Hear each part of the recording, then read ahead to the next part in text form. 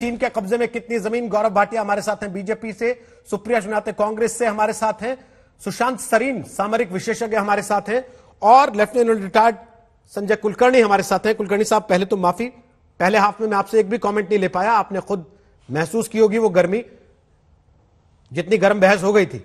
अब सवाल यह है कि बहस इतनी गर्म हो रही है, हमारी सरकारें उतनी गर्म क्यों नहीं होती जब यह सब हो रहा होता है जमीन पे असल में? रोहित जी, मैं आपको थोड़ा सा छोटा सा बैकग्राउंड, जिससे कि अपने जो दर्शक है वो समझ जाएं और बाकी भी लोग समझ जाएं। ये जो लॉन्गजू इंसिडेंट है, ये अभी नहीं, 1962 वॉर का जो स्टार्ट है लॉन्गजू इंसिडेंट है, और यहीं से शुरुआत होती है। जो भी हिंदुस्तान और चीन के बीच में है, मैकमोहन लाइन का जो इंटरप्रिटेशन है, यहां से शुरुआत होता है। और ये एक तिब्बतन के पिलग्रिमेज रूट का है। 12 साल में एक बार तिब्बतन जाते हैं। ये लॉन्गजू जो गांव है वो अपने इलाके में होता था, ये पहले की बात है। अब 1949 जब पीएलए, जब चाइनीज लिबरेट हुआ, और जिस तरीके से आज की सरकार है माओ से तुंग की, 1950 के बाद, जिसके बाद उन्होंने तिब्बत को लिया, तो लॉन्गजू को लेकर के जो पहला इंसिडेंट हुआ अगस्त 1959 में, उसके बाद फिर उस अपने पंडित नेहरू जी ने पार्लियामेंट में कहा था कि यहां ऐसे हुआ है, हमारा एक सैनिक मारा गया है, एक वुंडेड हुआ है। तो अभी जो आप बार बार बात कर रहे हैं सैटेलाइट पिक्चर, यही बताता है कि हिंदुस्तान की जो पोस्ट है, लगी हुई पोस्ट है उधर, उसको नहीं दिख रहा है सैटेलाइट पिक्चर से।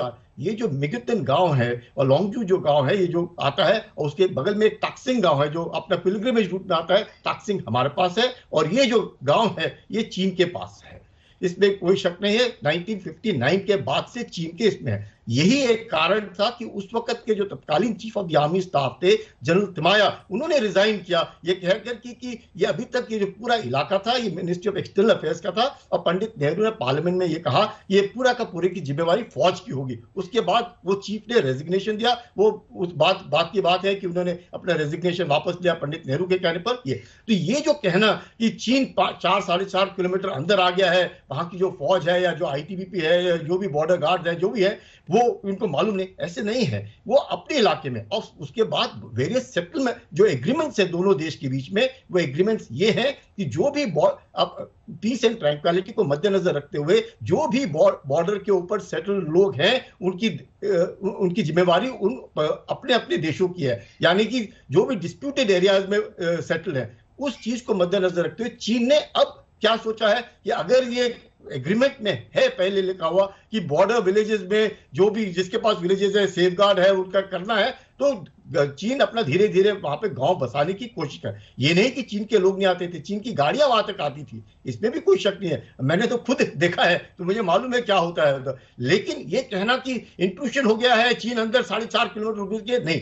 हाँ, अब बात यह है कि जिससे बात, अगर आप ये कहते हैं मैकमोहन लाइन, अगर आप मैकमोहन लाइन की बात करते हैं तो जरूर इंट्रूशन है, पर मैकमोहन लाइन को इंट्रूशन अभी नहीं हुआ है। मैकमोहन लाइन का इंट्रूशन से ही तो लड़ाई शुरुआत हुई है। 1962 की लड़ाई क्यों शुरुआत हुई? उसी के लिए हुई। चाहे वो लॉन्गजू है, चाहे खिंजे माने है, चाहे कोंका पास है, ये सब उसी के लिए। वो जो अनबन दोनों देशों के बीच में है, understanding of the McMahon line है या ईस्टर्न लद्दाख का है, उसी के ऊपर तो गड़बड़ हो रही है। ये क्यों इतना सारा जो गर्मा गर्मी है, एलएसी की बात करते हैं, कई अलग अलग इंटरप्रिटेशन है। तो ये मैं साफ शब्दों में कहना चाहता हूं, यस, या अभी का जो जहां पे उनका गांव बस रहा है वो उनके इलाका, मतलब ये नहीं कहता कि उनका इलाका है, उनका इलाका वो इलाका जो उन्होंने 1959 में कब्जा कर लिया, वो तब से उसे अपने ही इलाके में बना रहे। अब वो हमारे इलाके, हमारा पोस्ट है उधर, एलएसी जहां पे है वहां पे आईटीबीपी बैठी हुई है, पोस्ट है। ऐसे कहना कि साहब अब वो घुस गए, एक गलत होगा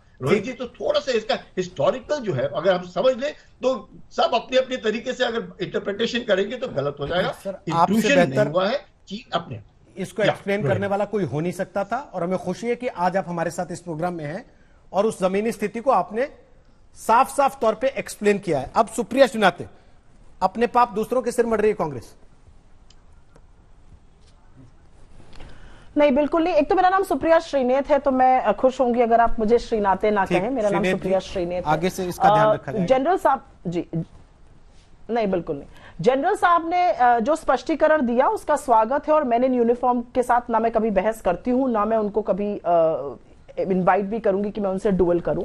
लेकिन चलिए अगर उसी बात को मानते हैं कि ये एक विवादित क्षेत्र था जिसमें चाइनीज फोर्टिफिकेशन हुआ है, वहां पर एक बाजार, 2 लेन की सड़क, 100 घरों का एक गांव चीन ने बसाया है। चलिए मैं कहती हूं विवादित क्षेत्र में ही किया है, तो ये तो हम सब समझेंगे कि स्टेटस को फिर से ऑल्टर हुआ है और परमानेंट फोर्टिफिकेशन किया गया है।